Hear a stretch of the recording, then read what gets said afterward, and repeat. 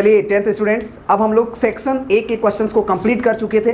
अब हम लोग सैम्पल पेपर जो आया हुआ है सीबीएसई के द्वारा टर्म 1 के लिए, उसका सेक्शन बी के क्वेश्चंस को स्टार्ट करेंगे और उसमें 20 क्वेश्चंस होंगे और इसमें से भी मात्र 16 क्वेश्चन ही आपको करने हैं। फिर सेक्शन सी होगा जिसमें 10 क्वेश्चन होंगे, उसमें से मात्र 8 क्वेश्चन करने हैं। तो चलिए अभी पहले हम लोग सेक्शन बी के 20 क्वेश्चंस में से 16 क्वेश्चन जिसको करना है, लेकिन हम करेंगे 20 का 20 क्वेश्चंस। आपको एग्जाम में केवल 16 क्वेश्चन करना है, ठीक है। तो चलिए सबसे ही बहुत ही बेहतरीन, बहुत ही खूबसूरत सबसे पहला क्वेश्चन आप स्क्रीन पे देखेंगे और इसमें लिखा हुआ है कि if sum of two numbers is 1215 and their HCF is 81, then the possible number of pair of such numbers are. बोल रहा है कि दो नंबर्स है जिसको ऐड करने पे 1215 आ रहा है और वो दोनों नंबर जिसको आप ऐड किए हो उन दोनों नंबर्स का एचसीएफ 81 है। तो ज़रा सोचो, एक नंबर मान लेते हैं, कोई भी दो नंबर जिसका एचसीएफ 81 है, उस नंबर को किस तरीके से जनरेट कर सकते हैं, किस तरीके से लिख सकते हैं। एचसीएफ का मतलब होता है हाईएस्ट कॉमन फैक्टर, और अगर हाईएस्ट कॉमन फैक्टर है तो दो नंबर में निश्चित रूप से ऐसा, जैसे कोई भी नंबर आप लेते हो, जैसे हम बोल देंगे कि 5 है और 10 है, इसका एचसीएफ क्या होगा। तो इसका एचसीएफ का मतलब जो भी इसका एचसीएफ होगा वो 5 का भी मल्टीपल होगा और 10 का भी मल्टीपल होगा। जैसे कि 5 × 1 हो गया, 5 × 2 हो गया, तो हम 5 इसका एचसीएफ बोलते हैं जो हाईएस्ट है। उसी तरह से अगर हम आपसे बोले कि 20 है और तुम्हारा 20 है और मान लो 60 है, अब हम बोले कि बताओ इसका एचसीएफ क्या होगा। तो इसका एचसीएफ ऐसा नंबर जो दोनों में कॉमन भी हो और हाईएस्ट भी हो। तो 20 ले लो, इसको 20 × 1 कह सकते हो और 20 × 3 कह सकते हो। तो 20 इसमें कॉमन नंबर है। तो एचसीएफ कभी भी होता है वो दोनों नंबर का सबसे मैक्सिमम कॉमन फैक्टर होता है, उसके बाद और भी कॉमन फैक्टर्स नहीं होना चाहिए, तब हम उसको एचसीएफ कहते हैं। ठीक है, बात समझ में आ रही है ना। और एग्जांपल लिख लेते हैं, जैसे मान लो 15 ले लिए, ठीक है, और 20 ले लिए। अब बताओ कि इसका एचसीएफ क्या होगा। तो इसका एचसीएफ के लिए क्या करो, इसको लिख दो 5 × 3, इसको लिख दो 5 × 4। अब देखो 3 और 4 में तो कुछ कॉमन नहीं है, केवल 5 कॉमन है, तो 5 इसका एचसीएफ हो जाता है। इसका एचसीएफ क्या हो जाता है, 5। तो निश्चित रूप से इस 15 को भी हम लोग 5 के मल्टीपल में लिख सकते हैं, 5 × 3, और 20 को भी हम लोग इस एचसीएफ के मल्टीपल के रूप में लिख सकते हैं, 5 × 4। तो उसी तरह से इन्होंने बोला है कि जिस दो नंबर को ऐड किया गया है उनका एचसीएफ 81 है, इसलिए हम लोग उस नंबर को किस तरह मान सकते हैं, इस तरह से। Let first number is 81 × x and second number is 81 × y। क्योंकि 81 × x और 81 × y का मतलब हुआ, और साथ ही साथ यहाँ पे लिख देंगे कि x and y have no common factor other than 81, है ना। x and y have no common factor या no maximum common factor लिख दो तो वो बहुत बेहतरीन है, क्योंकि मैक्सिमम कॉमन फैक्टर x और y का वो 81 ही है, तभी तो एचसीएफ 81 बोलोगे। तो अकॉर्डिंग टू क्वेश्चन जब इसको जोड़ा जा रहा है तो वो हो रहा है आपका 1215। आई होप कि तुम समझ पा रहे होगे, ठीक है। अब हम लोग क्या करते हैं कि 81 कॉमन ले लेते हैं, ये x + y होगा और ये हो जाएगा तुम्हारा 1215। तो x + y का वैल्यू आ जाएगा 1215 डिवाइडेड बाई 81। अब 81 को काटो तो ये 5 1 6 2 8 1 9, 9 से कटेगा, 9 9 81 और ये 9 1 9, कितना बचा, 3 और 1 31, 9 2 18, 9 3 27, है ना, 28 29 30 31, 4 और 5, तो 9 5 45, फिर 9 से कटेगा, ठीक है, क्योंकि 5 3 8 1 9, 9 का टेबल का अगर आ जाएगा तो कट जाता है। तो कितना हो जाएगा, 9 1 9, 4 बचा और 4 5 45, है ना, 9 5 45। यानी कि इस तरह से x + y का वैल्यू आ गया 15। अब यहाँ पे एक बात हमेशा याद रखना कि ये दो नंबर का सम 15 है, तो पॉसिबल पेयर पूछ रहा है कि x और y का क्या पॉसिबल पेयर हो सकता है। Then the possible pair of the such numbers is, ठीक है। तो अब जरा सोचो कि 15 किस किस तरह से ला सकते हो। एक 1 ले लो x का वैल्यू और एक 14 ले लो। अब कोई बंदा अगर बोलेगा कि हम 2 ले लेंगे और कितना लेंगे, 13 लेंगे, 13 और 2 15 आ जाएगा। फिर मान लो एक बंदा 3 ले लेगा और क्या ले सकते हो, 12 ले सकते हो। तो ये गलत पेयर है, ये नहीं ले सकते हो, क्योंकि अगर 3 और 12 लोगे तो 3 इसका कॉमन फैक्टर हो जाएगा। तो 3 अगर कॉमन फैक्टर होगा तो 81 × 3 एचसीएफ हो जाएगा फिर, जबकि क्वेश्चन ने बोला है कि 81 इसका एचसीएफ है। तो 81 के अलावा कोई भी कॉमन फैक्टर नहीं होना चाहिए। मतलब x और y में जो मैक्सिमम कॉमन फैक्टर है वो 81 अगर ले चुके हो तो और कोई भी कॉमन फैक्टर इसके अंदर नहीं मिलना चाहिए। नहीं तो वो कॉमन होता ना x और y से, जैसे यहाँ पे कॉमन हुआ था, तो x और y के पास अब कोई भी कॉमन फैक्टर नहीं है। तो ये हो गया तुम्हारा 2 और 13। और क्या ले सकते हो तुम? 1 मिनट, वेट। अब देखिए 2 और 13 के बाद आप जो है, अगर आप ये सोचते हैं कि हम 3 ले लेते हैं और 12 ले लेते हैं, तो 3 यहाँ पे लिखते हैं, दिखाई नहीं दे रहा होगा, 3 और 12 ले लेते हैं, तो ये पॉसिबल नहीं है। अब क्वेश्चन उठा कि ये पेयर क्यों नहीं पॉसिबल है? 15 तो ऐड करने पे आ ही जाएगा, इसलिए नहीं ले सकते हैं क्योंकि इसमें 3 कॉमन फैक्टर है। और 3 अगर कॉमन फैक्टर होगा तो x और y के पास एक और 3 कॉमन फैक्टर हो गया 81 के अलावा। इसका मतलब 3 और 3 इसमें आएगा तो 81 इंटू 3 वो HCF हो जाएगा। जबकि क्वेश्चन में बोला है कि 81 is the highest common factor, तो अब 81 के अलावा कोई और फैक्टर्स नहीं मिलना चाहिए। तो इसीलिए अब इसमें 3 फैक्टर्स नहीं होना चाहिए। मतलब ऐसे ही पेयर तुमको सेलेक्ट करना है जो आपस में को प्राइम हो। आपस में क्या हो? को प्राइम, यानी कि आपस में कोई नंबर से वो कटना नहीं चाहिए। तो ये नहीं ले सकते हैं। और क्या ले सकते हो? 4 और 11 ले सकते हो, ये चलेगा, ठीक है, 4 11 ले सकते हो। अब 5 और 10 नहीं ले सकते हो क्योंकि 5 और 10 15 हो जाएगा, जबकि 5 इसमें कॉमन है। 15 तो आ जाएगा लेकिन 5 फिर से कॉमन फैक्टर है, तो ये नहीं ले सकते। फिर 5 के बाद 6 शुरू करो, तो 6 और 4 ले लो, नहीं कितना लेना है? 15 जोड़ना है ना, तो 9 और 6 15, ये भी नहीं ले सकते हो। क्या कि 6 और 9 में फिर से 3 कॉमन फैक्टर हो जाएगा, तो 81 के अलावा भी 3 फिर से आ जाएगा, तो HCF 81 नहीं रहेगा फिर, जबकि क्वेश्चन में मेंशन करके बोला है कि HCF 81 होना चाहिए। अब आ जाते हैं 7 और 8 पे, तो 8 7 15 ये हो जाएगा क्योंकि इसमें कोई भी कॉमन फैक्टर नहीं है। अब 7 के बाद 8 से शुरुआत होगा तो 8 7 होगा, तो 7 8 सेलेक्ट कर लिए हो तो 8 7 लेने की ज़रूरत नहीं है। अब 9 भी लेने की ज़रूरत नहीं होगा शायद, क्योंकि यहाँ पे 9 अगर लोगे तो 9 6 15 होगा, तो 9 अच्छा ले चुके हो। फिर 10 और 5 है, तो अब आगे लेने की ज़रूरत है नहीं क्योंकि यही सब पेयर आएगा। तो अब जोड़ लो, वो है तुम्हारे पास 1 2, फिर तुम्हारा ये 3 और फिर तुम्हारा ये 4। तो इसमें बोला था कि कितना पॉसिबल पेयर हो सकता है x और y का या दोनों नंबर्स का। तो दोनों नंबर का पॉसिबल पेयर जो हो रहा है वो 4 नंबरों का हो रहा है। हाँ, अब क्या होगा कि इसमें 81 इसमें 81 का गुना करो, फिर जोड़ोगे तो ये आएगा। इसमें 81 81 का गुना करो, फिर जोड़ोगे ये आएगा। इसमें 81 और 81 का गुना करो, किसमें? इसमें, ये आएगा। मतलब जो भी इसमें भी 81 81 से गुना करो, जोड़ो, ये आएगा। क्योंकि हाईएस्ट कॉमन फैक्टर तुम्हारा 81 भी रहना चाहिए और एडिशन करने के बाद ये भी होना चाहिए, ठीक है। तो ऑप्शन जो है इसका सी इज़ द करेक्ट। ये क्वेश्चन का ब्यूटी था। अब आते हैं नेक्स्ट क्वेश्चन। अब शुरू करते हैं हम लोग ग्राफ से रिलेटेड क्वेश्चंस, और वो कह रहा है कि given below is the graph representing 2 linear equations by the lines A B and C D, by the line A B and C D respectively, what is the area of the triangle formed by these 2 lines and x is equal to 0। अब देखिए ये आपका जो line था वो आपका AB है, और ये जो लाइन है आपका यहाँ से यहाँ गया हुआ, इसको हम लोग बोल रहे हैं CD। तो ये आपका C है और ये आपका पॉइंट D है। अब AB और CD से जो लाइन बना है उससे और x इज इक्वल टू 0 आपको आना चाहिए। x इज इक्वल टू 0 कहाँ होता है? y एक्सिस पे, ठीक है। यानी कि y एक्सिस का equation x is equal to 0 होता है, याद रखना।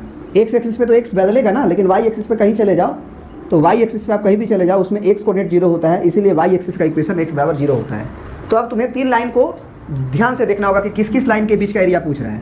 तो बोला कि AB लाइन चाहिए हमें, AC लाइन चाहिए हमें, और y एक्सिस हमें चाहिए। यानी कि इसके बीच की एरिया जो देख रहे हो, ये एरिया तुमसे पूछ रहा है ACD का एरिया। तो ACD का एरिया के लिए क्या करोगे? Half into base into height करोगे ना, तो निकल जाएगा ना एरिया। तो हाफ लिख दो। बेस तुम क्या देखो कि यहाँ से लेके यहाँ तक का डिस्टेंस कितना है, और हाइट के लिए तुम ये परपेंडिकुलर ड्रॉप कर दो। यहाँ पे ट्रायंगल को जरा घुमा के देखोगे तो तुम्हें ये बेस नज़र आएगा और ये हाइट नज़र आएगा। तो बेस का डिस्टेंस कितना है? तो ऊपर देखो कितना गया, 1 2 3 4 यूनिट, और नीचे कितना गया है? तो 1 और 2 यूनिट। तो डिस्टेंस में तो नेगेटिव डिस्टेंस को भी ऐड ही करना पड़ेगा क्योंकि लेंथ दिया जाता है। तो 2 नीचे और 4 ऊपर, 6 हुआ बेस, और हाइट हो गया तुम्हारा यहाँ से लेके यहाँ तक। तो ये 1 है, ये 2 है, तो 2 के करस्पॉन्डिंग अगर गए हो तो ये डिस्टेंस 1 और 2 मिलके 2 यूनिट होगा। तो ये हो जाएगा 2, तो 2 से 2 कट गया, तो 6 स्क्वायर यूनिट इसका एरिया हो जाएगा। यानी कि option number C is the correct answer. अब बढ़ते हैं नेक्स्ट क्वेश्चन की तरफ। देखिए नेक्स्ट क्वेश्चन क्या कह रहा है कि if tan alpha plus cot alpha is equal to 2, then 10 to the power 20 alpha plus cot to the power 20 alpha is equal to what. ठीक है, 10 अल्फा प्लस कॉट अल्फा का वैल्यू अगर 2 है तो 10 का पावर 20 अल्फा प्लस कोट का power 20 alpha का value क्या होगा। बहुत ही बढ़िया क्वेश्चन है। ठीक है, कैसे बनाएं? तो सबसे पहले आप क्या करो कि ये 10 अल्फा है ना, आप क्या कर लो कि इस कॉट अल्फा को 10 अल्फा में कन्वर्ट कर लो, तो 1/10 अल्फा हो जाएगा और इज इक्वल टू 2 हो जाएगा। अब तुम क्या करो कि 10 अल्फा जो है अगर एलसीएम लो तो कितना हो जाएगा, ये 10 अल्फा और यहाँ पे 1 से डिवाइड करोगे तो 10 अल्फा, यानी कि ये हो जाएगा 10 अल्फा। 10 अल्फा कट गया तो 1 हो गया और इज इक्वल टू 2 हो जाएगा। अब इस 10 अल्फा को आरसीएस में भेजो, सॉरी ये 10 स्क्वायर अल्फा होगा। ठीक है, तो 10 स्क्वायर अल्फा और ये जब इधर मल्टीप्लाई होगा तो क्या बन जाएगा 2 10 अल्फा। तो 2 10 अल्फा को एलएचएस में खींचो तो 10 स्क्वायर अल्फा माइनस 2 10 अल्फा और प्लस 1 इज इक्वल टू 0। तो 10 अल्फा में क्वाड्रेटिक हो गया, तो कुछ देर के लिए तुम 10 अल्फा को क्या मान लो, x, कि 10 अल्फा हमारा x है। तो 10 अल्फा अगर x होगा तो ये क्वेश्चन तुम्हें क्या नजर आने लगेगा, x स्क्वायर माइनस 2x और प्लस 1 इक्वल टू 0। यानी कि आप ध्यान से देखो तो ये x माइनस 1 का होल स्क्वायर ही तो है, यानी कि x माइनस 1 बराबर अंडर रूट 0 होगा। तो x माइनस 1 इक्वल टू 0 यानी कि x इज इक्वल टू 1। तो x किसे माने थे तुम, 10 अल्फा को, तो इसका मतलब ये हुआ कि 10 अल्फा का वैल्यू 1 आ गया। ठीक है, और 10 अल्फा का वैल्यू अगर 1 हुआ इसका मतलब अल्फा 45 डिग्री हुआ, है ना। अल्फा क्या हुआ, 45 डिग्री हुआ। तो एक तरीका तो यह है कि अल्फा 45 डिग्री हुआ, नहीं तो 10 अल्फा का वैल्यू 1 हुआ तो यहाँ पे 1 का पावर क्या करोगे, 20 करोगे, है ना, क्योंकि 10 अल्फा का पावर 20 को ऐसे लिख सकते हो। और कॉट अल्फा को तुम लिख सकते हो 1/10 अल्फा, 1/10 अल्फा और उसका पावर 20। तो 10 अल्फा अगर 1 आया हुआ है तो डायरेक्ट रख दो 1, तो 1 का पावर 20 प्लस 1 फिर 1 नीचे पावर 20। तो एक्चुअली क्या फ़र्क पड़ता है, 1/1 भी हो तो 1 ही मानोगे ना, तो ये भी 1 का पावर 21 ही होगा, फिर ये भी 1 ही होगा, यानी कि आंसर 2 ही होगा इसका भी। यानी कि 10 अल्फा प्लस कॉट अल्फा अगर 2 है तो 10 का पावर 20 अल्फा प्लस कॉट का पावर 20 अल्फा भी 2 ही होगा, यानी कि option number B is the correct answer. अब बढ़ते हैं नेक्स्ट क्वेश्चन की तरफ। अब देखिए ये जो क्वेश्चन आप स्क्रीन पे देख रहे हो बहुत ही बेहतरीन क्वेश्चन है। इसको क्वेश्चन को बनाने में बहुत लंबा ले जाओगे तुम, है ना। देखना इजी वे में कैसे बनेगा। पहले क्वेश्चन को एक बार पढ़ देते हैं, आप समझ लीजिए। क्वेश्चन कह रहा है कि if 217x plus 131y is equal to 913 and 131x plus 217y is equal to 827 then x plus y। देखो इस क्वेश्चन का ब्यूटी क्या है, ब्यूटी ये है कि अगर इसको दे के अगर वो x और y पूछता और ऑप्शंस देता ए ऑप्शन में कि आपका 2,7 है या जो भी है, तो आप फटाक से क्या करते, इसको सॉल्व नहीं करते, क्योंकि सॉल्व करने में तुम्हारा बिना नहीं याद आने वाला है, तो तुम ऑप्शन को डाल के चेक कर लेते। लेकिन क्वेश्चन में क्या किया कि x और y पहले निकालो बेटा और उसके बाद जोड़ो। अब जोड़ने में तो दिक्कत हो जाएगा क्योंकि दो सम जो है x और y का अलग अलग आ सकता है। जैसे 7 सम लाना है तो 2 और 5 से भी आ सकता है, 1 और 6 से भी आ सकता है, 0 7 से भी आ सकता है ना, 3 और 4 से भी आ सकता है, 2 और 5 से भी हो सकता है। तो ये डिफरेंट काइंड्स ऑफ x और y आ सकते हैं। तो ये जो है आपको तकलीफ वाला क्वेश्चन थोड़ा सा हुआ, लेकिन इस तकलीफ में एक थोड़ा सा राहत भी है। राहत ये है कि अगर तुम गौर से इस इक्वेशन को देखो तो इस इक्वेशन में तुम्हें क्या लिखा हुआ है, 217x इंटरचेंजिंग है। अगर पहला इक्वेशन देखा जाए तो 217x में है और 131y में है, जबकि दूसरे इक्वेशन में 131y x में है और 217 इसमें है। तो इस तरह का क्वेश्चन जिसमें कि कोफिशिएंट्स इंटरचेंज हो, आप क्या करना कि इक्वेशन को एक बार जोड़ देना और एक बार घटा देना। उससे फ़ायदा क्या होगा कि ये दोनों चीज़ जुटेगा तो सेम ही चीज़ जनरेट करेगा। समझ रहे हो आप। तो इसको पहले क्या कर लो आप, इक्वेशन 1 प्लस इक्वेशन 2। क्वेश्चन कुछ भी हो बाबा मैथ्स वाला जो है आसान कर ही देंगे। ठीक है, अब देखो 7 और 1 8, फिर 3 और 1 4, ठीक है, और 2 और 1 3, 348 x हो गया। 7 और 1 8, 3 और 1 4, 2 और 1 3। क्यों आया वही, क्योंकि सेम तो जोड़ रहे थे ना तुम। और इज इक्वल टू इसको जोड़ो, 7 3 10, 2 और 1 3 और 1 4 हो जाएगा, और 9 और 8 17। ठीक है, 9 और 8 17। अब इसको जोड़ दिए। अब फ़ायदा क्या होगा कि तुम्हारा इसमें कॉमन आ जाएगा 348। तो 348 और ब्रैकेट में हो गया x plus y is equal to 17 पे 4 0। तो अब क्या करोगे तुम, x प्लस वाई को निकालने के लिए इस 348 को आरएचएस में भेजोगे, तो 17 40 और बटे में 348।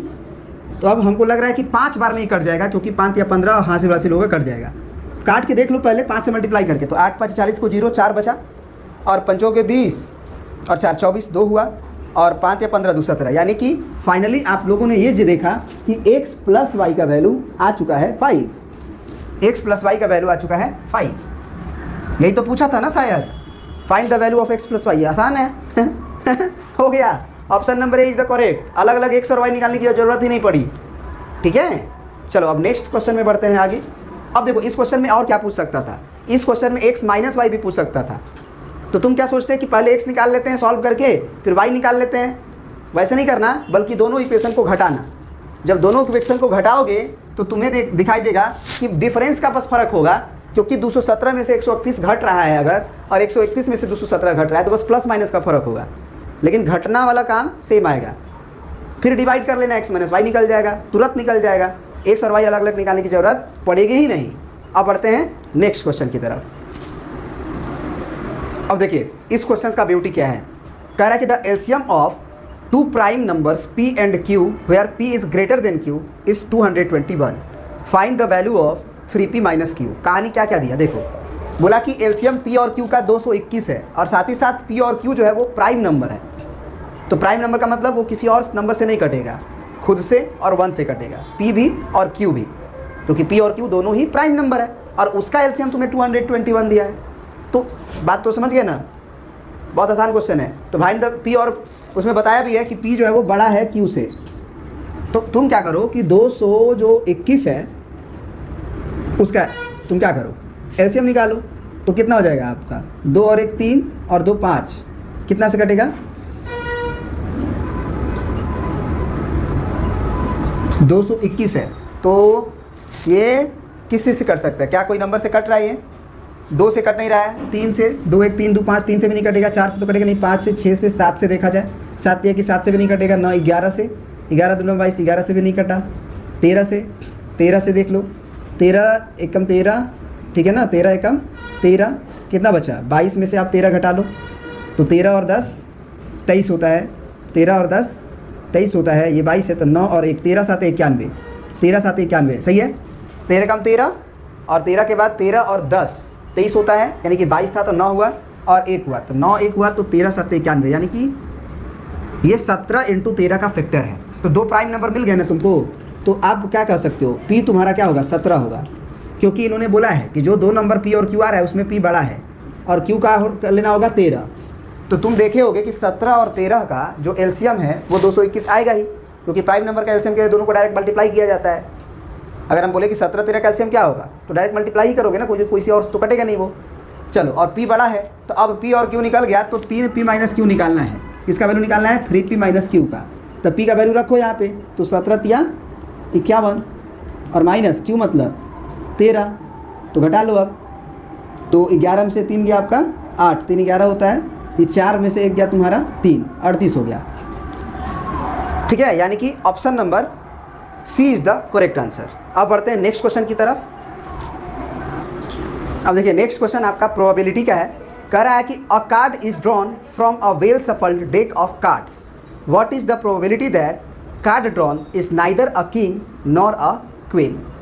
एक वेल सफल्ड कार्ड होता है 52 का, उसमें से एक कार्ड को क्या किया गया, निकाला गया, और पूछ रहा है कि क्या प्रोबेबिलिटी होगी इस बात की कि वो जो कार्ड है ना ही किंग का होना चाहिए और ना ही क्वीन का होना चाहिए। तो ज़रा सोचो, क्वीन कितने होते हैं, 4, किंग कितने होते हैं, 4, तो 4 और 4 8, 8 कार्ड को हटा दो, तो 52 में से 8 कार्ड को हटाओगे तो कितना बचेगा, 46। ठीक है, तो 46 और डिवाइडेड बाई 52, ये हो जाएगी प्रोबेबिलिटी, क्योंकि वो कार्ड ना ही किंग का होना चाहिए ना क्वीन का होना चाहिए। तो 4 4 8, 8 कार्ड हटा दिए, और बचा कितना, 52 कार्ड होता है, तो 52 में से हम क्या घटा दिए, 8 को कार्ड, तो 12 में से 8 गया 4, और ये हो गया तुम्हारा कितना, 12 में से 8 गया 4, सॉरी ये गलती लिख दिया, ये 4 होगा, ठीक है ना, तो ये 44। ठीक है, तो अब इसको काट दो, 4 से कटेगा, 4 एकम 4, 4 एकम 4, फिर ये 4 एकम 4, 4 12, यानी कि 11/13 is the correct answer. Option number A is the correct answer. अब अगला क्वेश्चन है कि 2 fair dice are rolled simultaneously, the probability that 5 will come at least once. कह रहा है कि 2 डाइस को फेंका गया, याद करना 2 डाइस को फेंका जाता है जब, तो सैंपल स्पेस 12 नहीं बल्कि 36 होता है, क्यों? क्योंकि दो को अगर डाइस को फेंकोगे तो रिजल्ट तुम्हें क्या दिखाई देगा? पहला डाइस पे एक, दूसरा डाइस पे एक, पहला डाइस पे एक, दूसरे डाइस पे दो, पहला डाइस पे एक, दूसरे डाइस पे 3, फिर 1 4, फिर 1 5 और फिर 1 6 होगा ना। और एक से लेके पूरा हुआ, तो अब तुम्हारा कहाँ तक जाएगा? तुम्हारा 6 1 से लेके 6 6 तक। तो जब दो डाइस को एक साथ फेंका जाता है तो इतनी घटनाएं हो सकती है जो तुम्हें दिखाई दे रही है। ठीक है, अब तुम्हारा क्वेश्चन क्या है? तो क्वेश्चन ये है कि ये बताना है आपको कि what is the probability that the 5 will comes at least once, यानी कि जो दोनों डाइस है उस पर कम से कम एक बार 5 तो आना ही चाहिए। तो ज़रा सोचो क्या क्या इवेंट हो सकता है। ये तो 36 हुआ टोटल, लेकिन तुम्हारा इवेंट क्या हो सकता है? ये नहीं चलेगा क्योंकि इसमें कम से कम एक बार 5 नहीं है। तो पहले लिस्ट से 1 5 आ सकता है, दूसरे लिस्ट से 2 5 आ सकता है, तीसरे लिस्ट से 3 5 आ सकता है, चौथे लिस्ट से 4 5 आ सकता है, अगले लिस्ट से 5 1 भी आ सकता है और 5 2 भी आ सकता है। यानी कि इस पूरे लिस्ट में 5 3 भी आ सकता है, 5 4 भी आ सकता है, 5 5 भी आ सकता है, 5 6 भी आ सकता है। इस सब में कम से कम एक बार तो 5 आ ही रहा है। 5 वाला लिस्ट में 5 के बाद 6 पे आ जाओ तो 6 5 आएगा बस, तभी तो एक बार कम से कम 5 आएगा। नहीं तो 6 1 6 2 6 3 लोगे उसमें 5 आएगा ही नहीं। तो टोटल पॉसिबल आउटकम्स कितना हुआ? वो 36 हुआ। लेकिन फेवरेबल आउटकम कितना हुआ? फेवरेबल आउटकम का मतलब कि कम से कम एक बार 5 उसमें चमकना चाहिए। तो एक बार 5 कब चमकेगा? जब यही में से कोई लोगे तो कितना घटना हुआ? 1 2 3 4 5 6 7 8 9 10 11। तो 11 बटे में 36 इज द करेक्ट आंसर, यानी कि तुम्हारा ऑप्शन हो जाएगा बी। ठीक है, option number B is the correct answer. अब बढ़ते हैं नेक्स्ट क्वेश्चन की तरफ। अब देखिए इस क्वेश्चन में क्या कह रहा है कि if 1 plus sine square alpha is equal to 3 sine alpha into cos alpha then the value of cot alpha is. ज़्यादा दिमाग लगाने की जरूरत नहीं है, बस एक थोड़ा सा कॉन्सेप्ट पकड़ने की जरूरत है कि कॉट अल्फा में एक्चुअल होता क्या है। तो तुम देखोगे कि ये cos alpha by sine alpha का डिवीज़न होता है।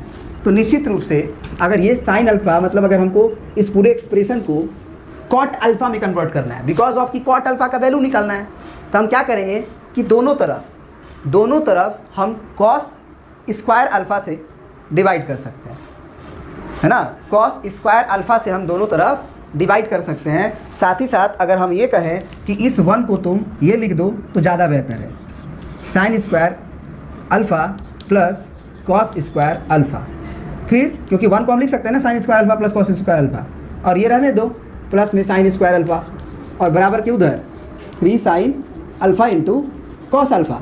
अब हम क्या किए कि अब जो है हम बोलेंगे कि तुम दोनों तरफ कॉस स्क्वायर अल्फ़ा से साइन स्क्वायर अल्फ़ा से डिवाइड कर दो, क्योंकि साइन जब डिनोमिनेटर में रहेगा तो कॉट अल्फ़ा आने की प्रोबेबिलिटी बढ़ जाती है।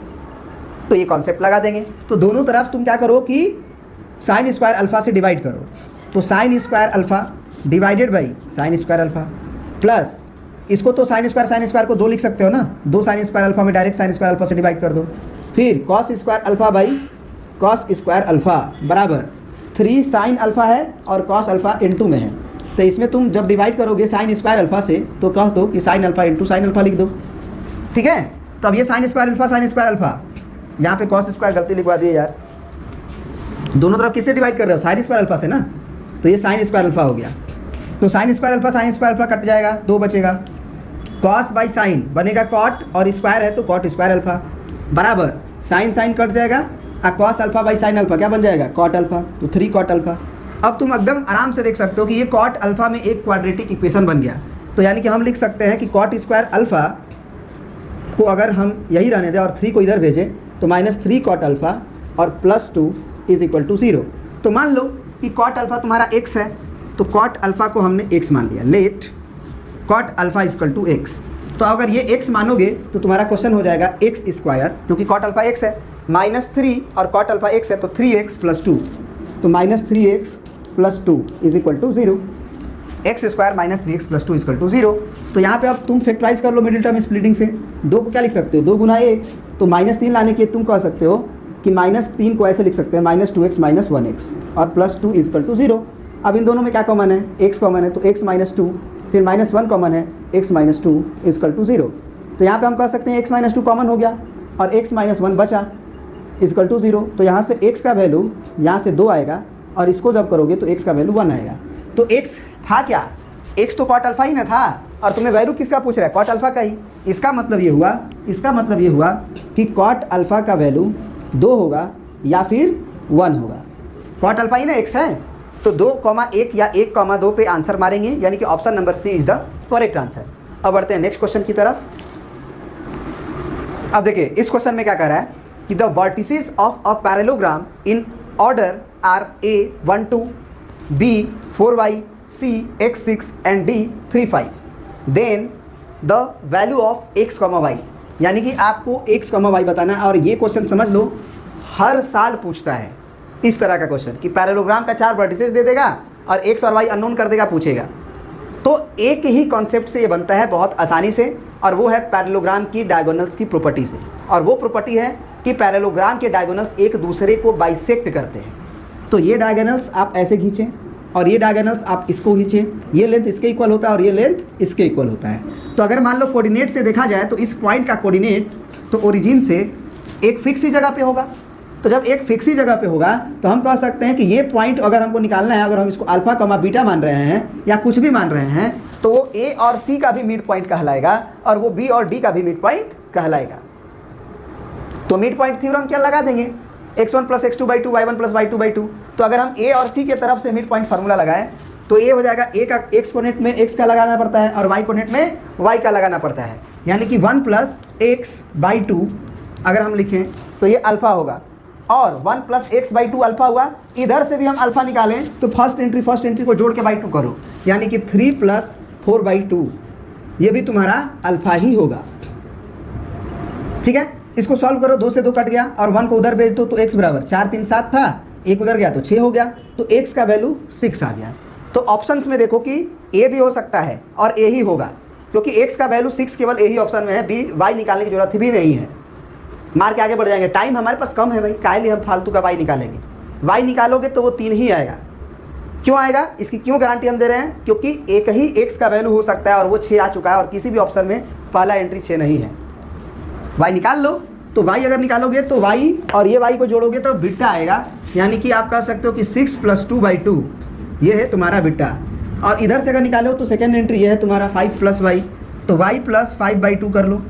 फिर 2 से 2 कटा, 6 और 2 8 हुआ, और 5 को उधर भेजोगे तो y का वैल्यू 8 में से 5 गया, 3 बचा। आया ना ये ऑप्शन। अब बढ़ते हैं नेक्स्ट क्वेश्चन की तरफ। ठीक है, बहुत ही बेहतरीन क्वेश्चन है ये। देखो ये बहुत ही बेहतरीन क्वेश्चन लगा हमें, क्योंकि इसमें कॉन्सेप्ट है सिमिलैरिटी का, और अगर यूज कर लोगे तो बन जाएगा, और यूज करना ही क्वेश्चन है ना। तो देखो क्वेश्चन पहले कह क्या रहा है। क्वेश्चन कह रहा है कि in the given figure angle ACB = CDA। इसको ध्यान से पढ़ो। ACB कहाँ है? A यहाँ है, C यहाँ है, B यहाँ है, यानी ये पूरा कंप्लीट एंगल ACB = CDA। तो CDA कौन है? ये C है, ये D है, ये A है, यानी कि ये पूरा एंगल के इक्वल है, यानी ये वाला पूरा एंगल इस वाले पूरे एंगल के इक्वल है, ये दिमाग में बिठाना है। इतना इन्फॉर्मेशन दिया, उसके बाद बोला कि AC 8 सेंटीमीटर है, तो AC की जगह तुम 8 सेंटीमीटर लिख सकते हो। फिर आगे बोला कि AD 3 सेंटीमीटर है, तो AD तुम 3 सेंटीमीटर लिख सकते हो। फिर आगे बोला कि देन BDH, BD को तुम x मान लो, BD का लेंथ निकालना है। अब कहोगे सर ये क्वेश्चन तो हम कभी किए ही नहीं है, हमसे बनेगा ही नहीं। बेटा बनेगा, ये सिमिलैरिटी वाला कॉन्सेप्ट से बनेगा। कैसे? देखो तुम्हें 2 एंगल इक्वल दिख रहे हैं ना, जैसे ही 2 एंगल इक्वल देखे, एक एंगल A तुम देखोगे कि कॉमन एंगल है, तो 2 एंगल इक्वल हो सकते हैं। तो सिमिलैरिटी, तुम क्लास 10th में सिमिलैरिटी ही पढ़े हो ट्रेंगल में, तो ट्रेंगल से जब भी क्वेश्चन x और y का वैल्यू पूछेगा, चाहे कोई साइड का लेंथ पूछेगा, तो ये दिमाग में जरूर तुम्हारा स्ट्राइक करना चाहिए कि सिमिलैरिटी से क्वेश्चन बन सकता है। और सिमिलैरिटी के लिए तुम्हें क्या करना होगा, जो 2 ट्रेंगल सिमिलर हो रहा है उसमें तुमको साइड्स का करस्पॉन्डिंग रेशियो को इक्वल लिखना होगा। तो उसके लिए तुम क्या करो, अपना बीस खोपड़ा को यूज करो। बीस खोपड़ा क्या है तुम्हारा? बीस खोपड़ा ये इसको बोलते हैं, खोपड़ा नहीं बल्कि बीस खोपड़ा।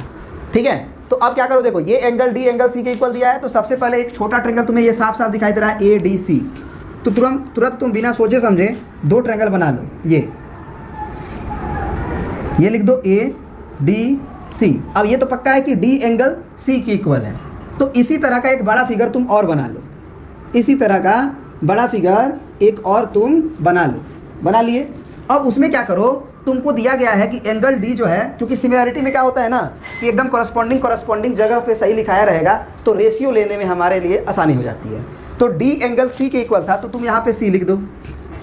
अब एक और बात देखो कि ये जो एंगल ए है और ये जो तुम बड़ा वाला ट्रायंगल ले रहे हो ये सी वाला, उसमें तुम ए सी बी ले लो, ए सी बी ले लो।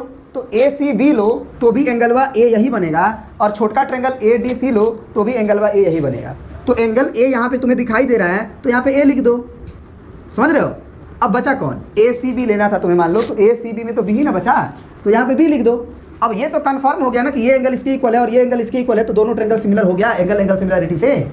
और जैसे ही ये सिमिलर हो गया तो हम करस्पॉन्डिंग साइड्स का रेशियो को लिख सकते हैं इक्वल होगा। इसका साइड का रेशियो इसके साथ, इसका साइड का रेशियो इसके साथ, इसका साइड का रेशियो इसके साथ बराबर होगा। तो सबसे पहले AC का लेंथ 8 दिया है तो ये 8 लिख दो। अगर ये AC है और ये भी AC है तो AC का लेंथ तो कभी बढ़ जाएगा नहीं, 8 है तो 8 ही रहेगा, तो यहाँ भी 8 ही पड़ेगा। AD का लेंथ 3 दिया है तो यहाँ 3 लिख दो। और AB का लेंथ के लिए तुम फिगर में आके देखो, AB ये है तो AB के लेंथ के लिए हम 3 और x को अगर जोड़ दें तो हमारा काम बन जाएगा, यानी कि ये 3 + x हो जाएगा। अब DC और BC की कोई आवश्यकता नहीं है, DC और BC का कोई ज़रूरत नहीं है, इतना ही से हम निकाल सकते हैं। किसका वैल्यू, तो BD का पूछा था, BD को हमने x माना था, BD को हमने क्या माना था x, तो x का वैल्यू निकाल सकते हैं। कैसे, तो हम कहेंगे कि 8 का रेशियो अगर लेंगे तो उसका रेशियो हम 3 + x के साथ लेंगे, और अगर हम ये 3 का रेशियो लेंगे तो ये 8 के साथ लेंगे। अब क्रॉस मल्टीप्लाई करना है तो 8 × 64 और 3 का 3 में गुना करोगे तो 3 × 3 = 9 + 3x और 8 × 64 तो बराबर में हम लिख देंगे 64। ठीक है, 3 × 3 = 9 और 3x और 8 × 64, 9 को उधर भेजोगे तो 3x बराबर 64 में से 9 घटेगा तो 55 बचेगा। ठीक है, और x का वैल्यू हो जाएगा फिर 3 से डिवाइड हो जाएगा, यानी कि 55/3। यानी अगर आप ऑप्शन को देखो तो ऑप्शन नंबर जो है तुम्हारा वो C is the correct answer, 55/3 है ना। बढ़िया क्वेश्चन। लेकिन अगर तुम कॉन्सेप्ट को जानते हो सिमिलरिटी का तो बना सकते हो।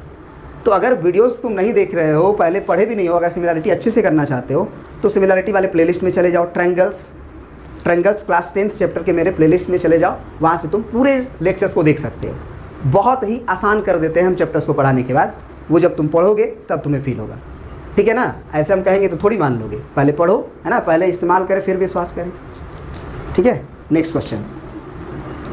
अब देखिए ये जो क्वेश्चन है इसमें कह रहा है कि the equation of perpendicular bisector of the line segment joining the points A 4,5 and B -2,3।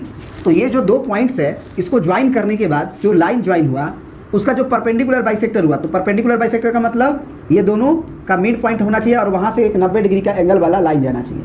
तो तुमसे इसका इक्वेशन पूछा है कि क्या होगा। तो अगर तुम क्लास 11th में होते तो बहुत आसानी से क्वेश्चन को बना सकते थे, लेकिन फिर भी इसको और हम क्लास 10th के बेसिस से ही आसान करने का कोशिश कर रहे हैं। ज़रा देखिएगा, सबसे पहले ये बताओ कि अगर इसका इक्वेशन लिखना है तो सबसे पहले ये पॉइंट तो इसके ऊपर है, इस लाइन के ऊपर है ना।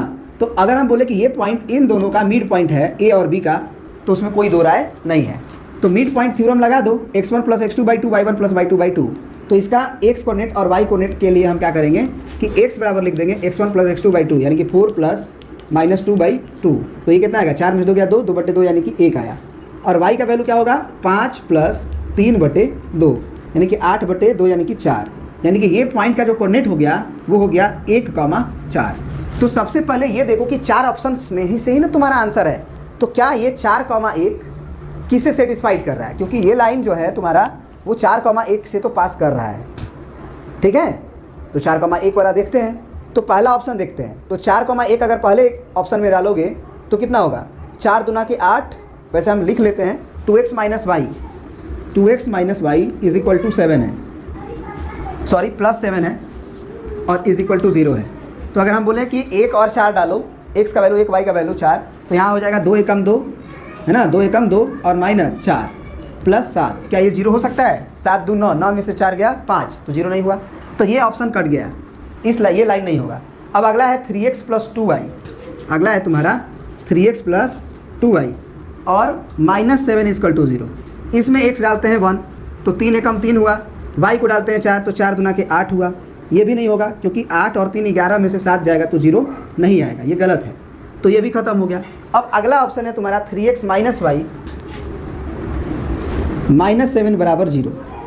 3x minus y minus 7 equal to 0। अब x का वैल्यू 1 डालना है और y का वैल्यू 4 डालना है, तो 3 एकम 3 और माइनस 4 डालेंगे तो 4, 3 एकम 3 माइनस 4 माइनस 7, तो ये भी नहीं होगा क्योंकि 7 और 4 11 होगा, तो -11 प्लस 3 0 नहीं हो सकता है।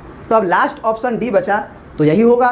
तो ये ऑप्शन रिजेक्शन मेथड से हम लोग कर लेंगे कि 3 नहीं हो सकता है तो चौथा होगा, ठीक है। और चौथा में पक्का सेटिस्फाइड करेगा, डाल के भी देख सकते हो। 3x plus y minus 7 equal to 0 है, तो x का वैल्यू 1 डालोगे तो 3 एकम 3, y का वैल्यू 4 डालोगे तो 4 एकम 4 माइनस 7, तो 4 3 7 में 7 गया 0, तो यही ऑप्शन होगा, यानी कि option D is the correct answer. अब बढ़ते हैं नेक्स्ट क्वेश्चन की तरफ।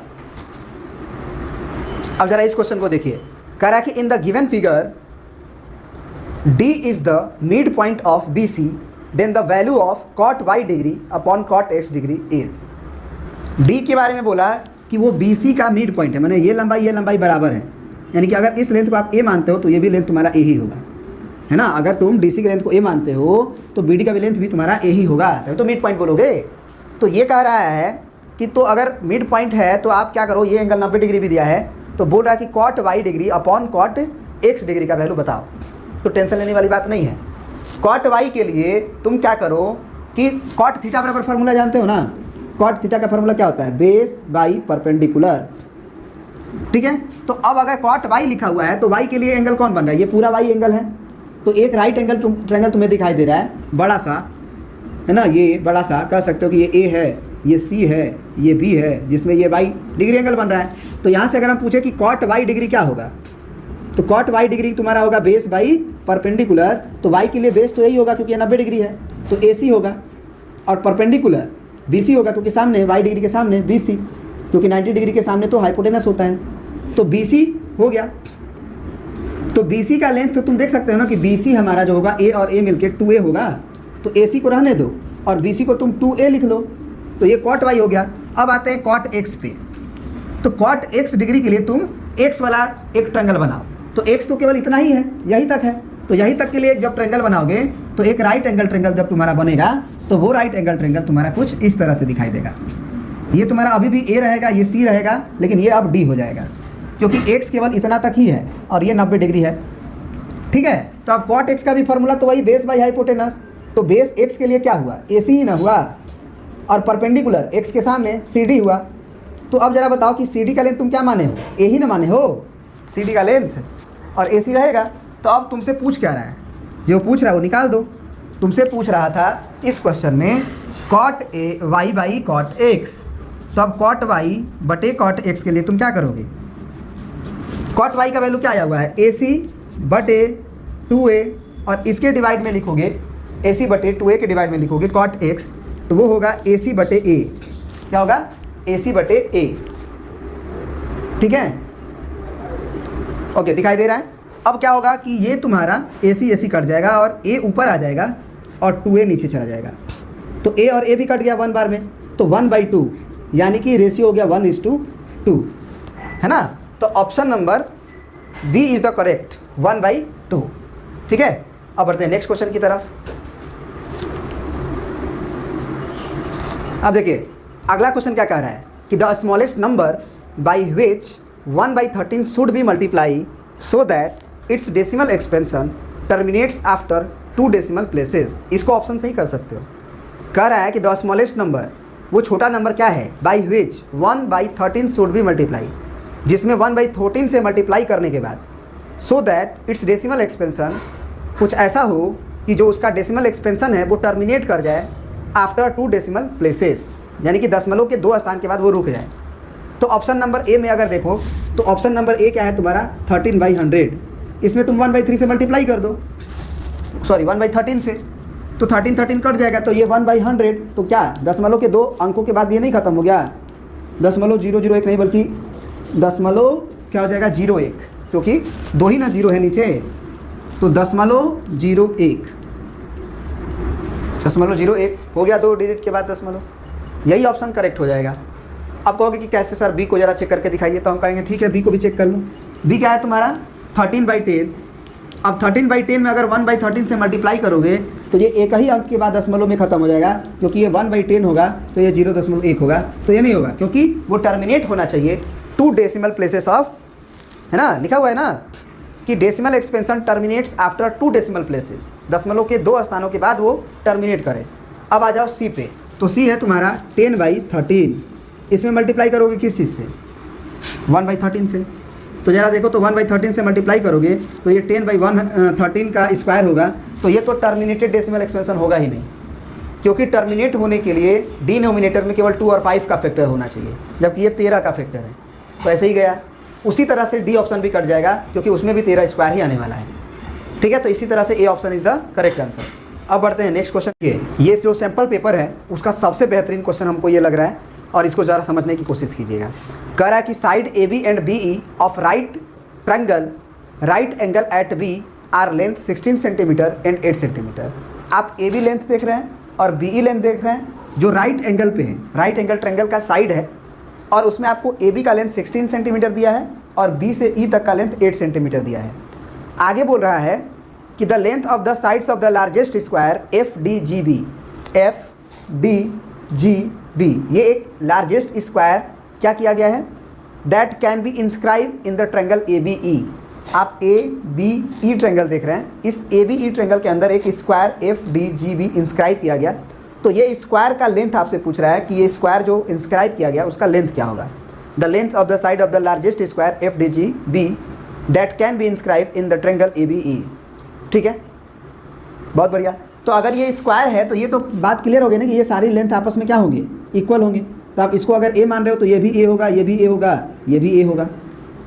अब इसमें एक कॉन्सेप्ट ये लगाओ कि अगर ये लेंथ एफ से लेके बी तक ए है तो निश्चित रूप से ए से लेके तक एफ तक को निकालना होगा, तो 16 में से ए घटा देंगे क्योंकि टोटल 16 है।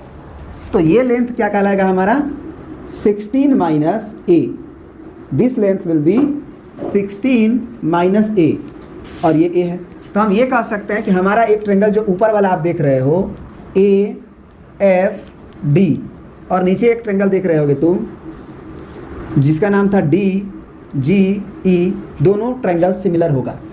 कैसे कैसे, तो ये 90 तो ये भी 90 है ना, समझ रहे हो आप। ये एंगल है इस एंगल के बराबर होगा, कैसे, कॉरस्पॉन्डिंग एंगल से, क्योंकि ये लाइन और ये लाइन पैरेलल है और ये एक ट्रांसवर्सल लाइन है, ठीक है, कोई दिक्कत।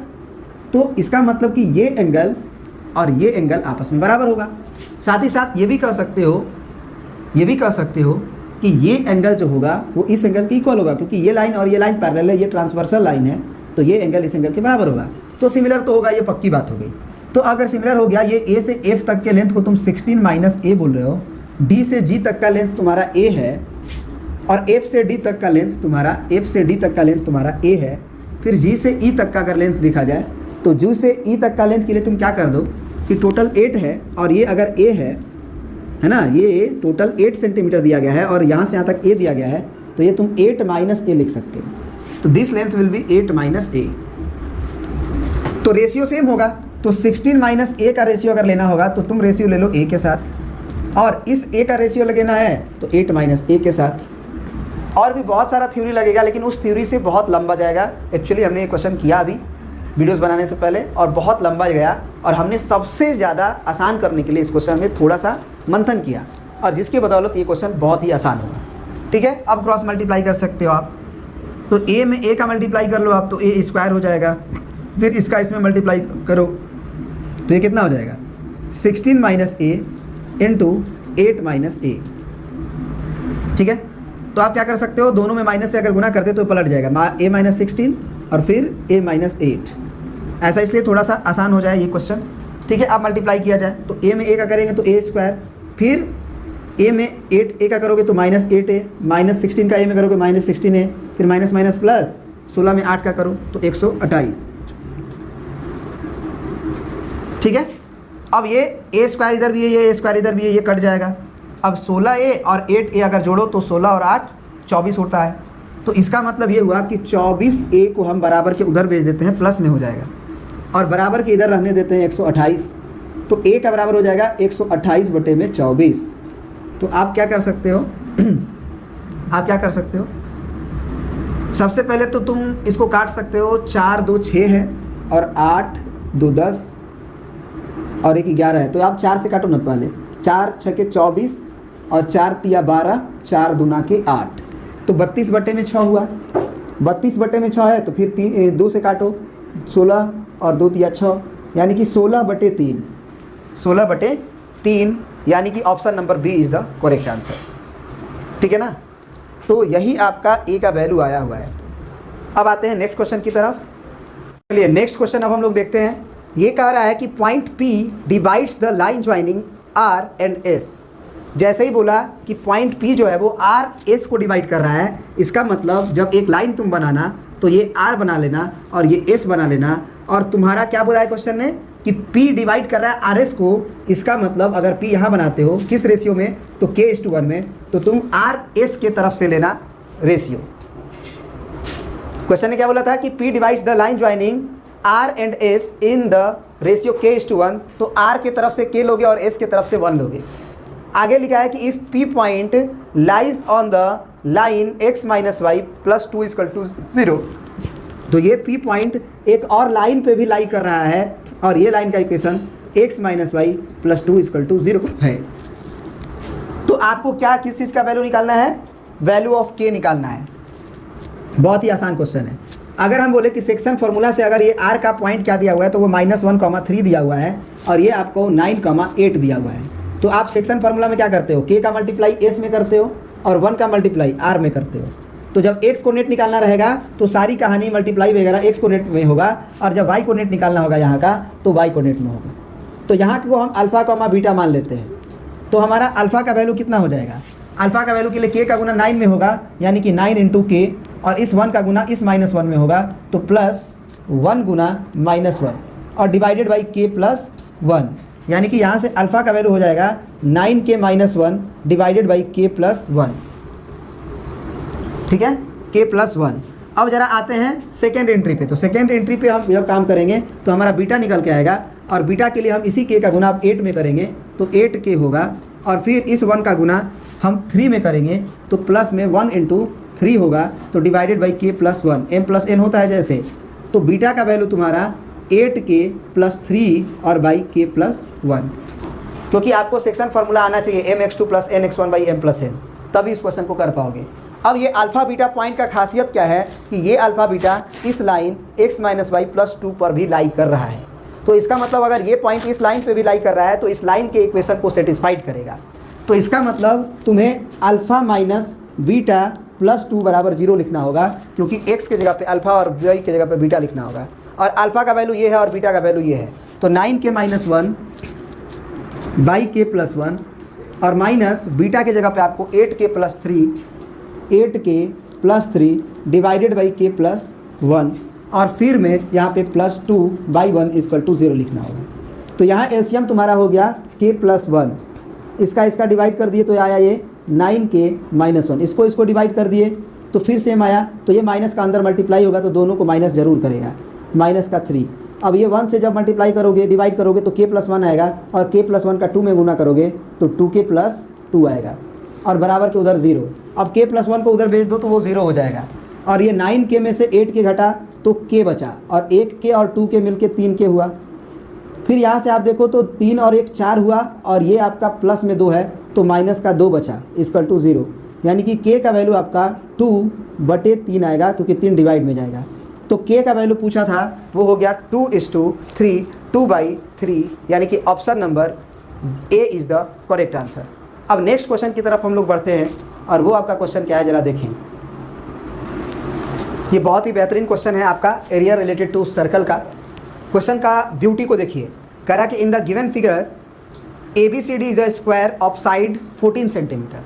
ABCD एक स्क्वायर है जिसका साइड आपका 14 सेंटीमीटर है, with EFGH as the mid point of the side AB का मिड पॉइंट ये है, BC का मिड पॉइंट F है, CD का मिड पॉइंट G है, मतलब आधा, ये रे बराबर, ठीक है, ये सारे लेंथ बराबर हैं। ठीक है, आगे बोला इन्होंने कि the area of the sided portion is, तो आप साइडेड पोर्शन देख रहे हैं अंदर वाला, इसका एरिया निकालना है। ज़रा समझने का कोशिश कीजिएगा ये क्वेश्चन को। एरिया ऑफ साइडेड रीजन के लिए क्या करो कि आप यहाँ से यहाँ तक एकदम मिड पॉइंट ये भी था, मिड पॉइंट ये भी था, इसको ज्वाइन कर दो। तो मिड पॉइंट को अगर ज्वाइन कर दोगे तो ये एक सेमी सर्कल होगा। तो हम ये लिख सकते हैं कि area of shaded region is equal to area of semi circle, area of semi circle, यानी कि सेमी सर्कल का एरिया, यानी कि यहाँ से लेके यहाँ तक के एरिया को हम जोड़ दिए। अब हमको ये वाला और एरिया अगर जोड़ दें तो हमारा काम बन जाएगा, साइडेड रीजन का एरिया आ जाएगा।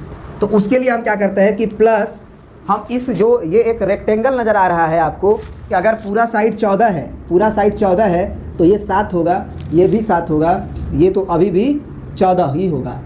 तो हम लिख देते हैं कि area of rectangle, area of rectangle minus, अगर ये रेक्टेंगल के एरिया में से ये वाला सर्कल, ये जो क्वाड्रेंट आपको दिखाई दे रहा है ये 90 डिग्री 90 डिग्री, तो ये एक क्वाड्रेंट है, ये भी एक क्वाड्रेंट है। तो दो क्वाड्रेंट जब मिलते हैं तो एक सेमी सर्कल बना लेते हैं। तो अगर ये क्वाड्रेंट और ये क्वाड्रेंट के एरियाज़ को हम घटा दें अपने रेक्टेंगल के एरिया में से, तो यही ना बचेगा, क्योंकि रेक्टेंगल का जब एरिया लेंगे तो ये पूरा आएगा अंदर बाहर सब, और उसमें से ये दोनों क्वाड्रेंट के एरियाज़ को घटा दें अगर, तो यही बचेगा। तो इस तरह से ये क्वाड्रेंट और ये क्वाड्रेंट मिल के अगर देखा जाए तो एक सेमी सर्कल बनाया। तो हम कह सकते हैं कि minus of area of semi circle, area of semi circle. अब ध्यान से देखना इस क्वेश्चन को, शुरू में एरिया ऑफ साइडेड रीजन में आया था एरिया ऑफ सेमी सर्कल, फिर प्लस में एरिया ऑफ रेक्टेंगल, फिर माइनस में एरिया ऑफ सेमी सर्कल। तो area of semi circle minus area of semi circle को हम काट सकते हैं और ये सिंपल सी बच जाएगा एरिया ऑफ रेक्टेंगल, और एरिया ऑफ रेक्टेंगल होगा L इंटू बी। सिंपल सी बात है, लेंथ आप 14 ले लो और ब्रेड तुम 7 ले लो। तो 14 7 98, 14 7 98 सेंटीमीटर स्क्वायर, यानी कि option number C is the correct answer. I hope कि आपको समझ में आया होगा। अगर नहीं समझ में आया तो वीडियो को रिवाइंड करके देखो, जरूर समझ में आएगा। अब बढ़ते हैं नेक्स्ट क्वेश्चन की तरफ। इस क्वेश्चन को देखते हैं। इस क्वेश्चन में कह रहा है कि given below is the picture of the Olympics rings made by the taking 5 congruent circles, यानी जितने भी आप 5 सर्कल्स देख रहे हैं वो सारे कॉन्ग्रुएंट हैं, यानी कि सारे के रेडियस इक्वल है। ऑफ रेडियस 1 सेंटीमीटर ईच, हर सर्कल का रेडियस आपको 1 सेंटीमीटर दिया गया है। Intersecting in such a way that the chord formed by joining the point of intersection of 2 circles is also length 1 centimetre, यानी कि आपके पास यहाँ पे 5 ठो कॉन्ग्रुएंट सर्कल आपस में इंटरसेक्ट कर रहे हैं, और जो इंटरसेक्ट कर रहे हैं तो उनके जो कोड बन रहे हैं, कॉर्ड, ये कॉर्ड के लेंथ भी आपको दे दिया गया कि वो भी 1 सेंटीमीटर के ही हैं, और सर्कल के रेडियस भी आपके 1 सेंटीमीटर के ही हैं। ठीक है, तो आगे बोल रहा है the total area of all the dotted region assume the thickness of rings is negligible. तो ये जो आप डॉटेड रीजन देख रहे होंगे बगल के फिगर में, ये डॉटेड रीजन है। तो ये पूरा रीजन का हमको एरिया निकालना है जितना भी 5 रिंग से बना हुआ है। तो अगर आप ध्यान से देखें, तो एक सर्कल अगर आप बनाएं, एक सर्कल, तो एक सर्कल में एक कॉर्ड ये हुआ, और अगर हम इसका एरिया निकालें तो दूसरा सर्कल हमारा ये था, तो एक एरिया ये भी होगा। तो एक सर्कल में हम कह सकते हैं कि 2 हमारा सेगमेंट बन गया, माइनर सेगमेंट। तो क्या करते हैं हम कि मात्र एक ही नीचे वाला सेगमेंट का एरिया को हम लोग किसी तरह से निकालते हैं, केवल और केवल इस सेगमेंट के एरिया को हम लोग निकालते हैं, और उसमें हम 8 से गुना कर देते हैं, क्योंकि 4 सर्कल का मतलब उस तरह का फिगर बना है, पहला, दूसरा, तीसरा, चौथा। तो अगर एक नीचे वाला का अगर केवल एरिया निकाला जाए और उसमें हम 8 से मल्टीप्लाई कर दें तो पूरा वैल्यूज़ आ जाएगा। और इस एक का एरिया निकालने के लिए कुछ नहीं करना है आपको, बहुत आसान क्वेश्चन है। ये आप सेंटर देख रहे हैं, इसको इससे ज्वाइन करें, इसको इससे ज्वाइन करें, एक आपका बन गया ट्रेंगल और एक बन गया पूरा का पूरा सेक्टर। तो 8 इंटू क्या लिखोगे, इस पूरे का एरिया लिख दो θ/360, क्योंकि सेक्टर का एरिया क्या होता है θ/360 पाई आर स्क्वायर। उसमें से ट्रेंगल का एरिया घटा दो, तो ये ट्रेंगल में ये भी 1, ये भी 1, ये भी 1, तो इसका एरिया का मतलब हो गया कि आपको लिखना है इक्विलेटरल ट्रेंगल का एरिया, और इक्विलेटरल ट्रेंगल का एरिया होता है √3/4 इंटू साइड स्क्वायर। तो साइड तो इसका 1 ही है, तो 1 स्क्वायर, और यहाँ भी आर का भी वैल्यू तुम्हारा 1 ही है। बस थीटा का वैल्यू 60 डिग्री होगा क्योंकि ये इक्विलैटरल ट्रायंगल बन गया, क्योंकि ये भी 1 ये भी 1 ये भी 1, तो ये 8 थीटा का वैल्यू हम 60 रख सकते हैं बटे 360, और पाई रेडियस का वैल्यू हमको 1 दिया है तो ये 1 का स्क्वायर। ये 60 क्यों रखे, क्योंकि ये इक्विलैटरल ट्रायंगल है 1 1 1, तो ये एंगल 60 डिग्री ही होगा, ठीक है। और ये 1 का स्क्वायर हो गया, माइनस √3/4 इंटू 1 का स्क्वायर को आप 1 ही रख सकते हो। अब ये देखो ये 0 से 0 कट गया और 6 के 36 यानी कि पाई/6, तो 8 ब्रैकेट में आप देख सकते हो यहाँ पे लिख देते हैं 8 के ब्रैकेट में पाई/6 आया माइनस √3/4 आया। तो ऑप्शन नंबर डी आपको दिख जाएगा 8 इंटू पाई/6 माइनस √3/4, ठीक है। तो this is the correct answer. अब बढ़ते हैं नेक्स्ट क्वेश्चन की तरफ। तो नेक्स्ट क्वेश्चन आपका ये कह रहा है कि if 2 and 1/2 are the zeros of px² plus 5x plus r, then p and r की कहानी बताना है। तो अगर 2 और 1/2 इसका ज़ीरोज़ है तो हम ये कह सकते हैं कि सम ऑफ ज़ीरोज़ का वैल्यू हमारा -b/a होता है और प्रोडक्ट ऑफ ज़ीरोज़ का वैल्यू हमारा c/a होता है। तो ये 2 + 1/2 होगा और माइनस का b/a के लिए कोफिशिएंट्स को देखना होगा। तो -b का मतलब हो जाएगा -5 और a का मतलब हो जाएगा आपका p। तो ये हो गया। आप 2 में आधा जोड़ोगे तो 2.5 होगा, 2 में आधा जोड़ोगे तो 2 रुपया में 50 पैसा जोड़े 2.5 रुपया हुआ। 2.5 का मतलब 5 का आधा यानी कि 5/2 लिख लो। तो 5/2 इज इक्वल टू -5/p। तो ये 5 से 5 एक बार में कट जाएगा, क्रॉस मल्टीप्लाई कर लो तो p का वैल्यू हो गया -2। अब यहाँ से अल्फ़ा इंटू बीटा, तो यानी कि 2 into 1/2 is equal to c/a, क्योंकि अल्फ़ा 2 है तो बीटा 1/2 है। तो अब c/a का मतलब हुआ r/p। तो ये 2 से 2 कट गया तो r बराबर p आया और p तुम्हारा पहले से आया हुआ है -2। इसका मतलब हम ये कह सकते हैं कि p बराबर r बराबर -2, p बराबर r बराबर -2, यानी कि option number B is the correct answer. अब अगला क्वेश्चन कह रहा है कि the circumference of circle is 100 centimetre square, the sides of square inscribe in the circle is. तो ज़रा इसका फिगर को बनाया जाए।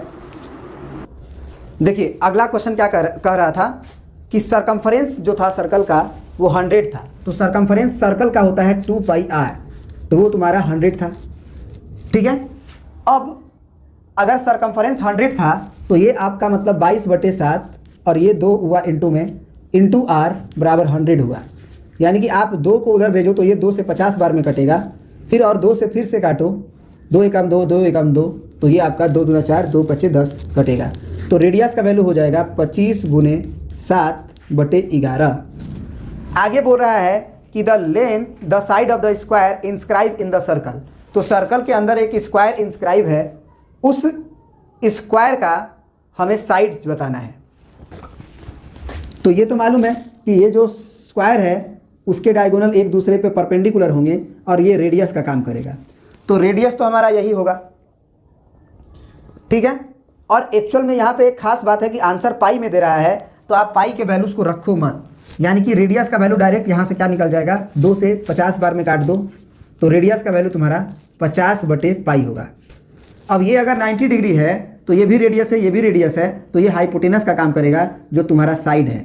तो साइड का वैल्यू हो जाएगा √r² प्लस r², यानी कि 2r² का अंडर रूट, यानी कि r√2, यानी कि r√2।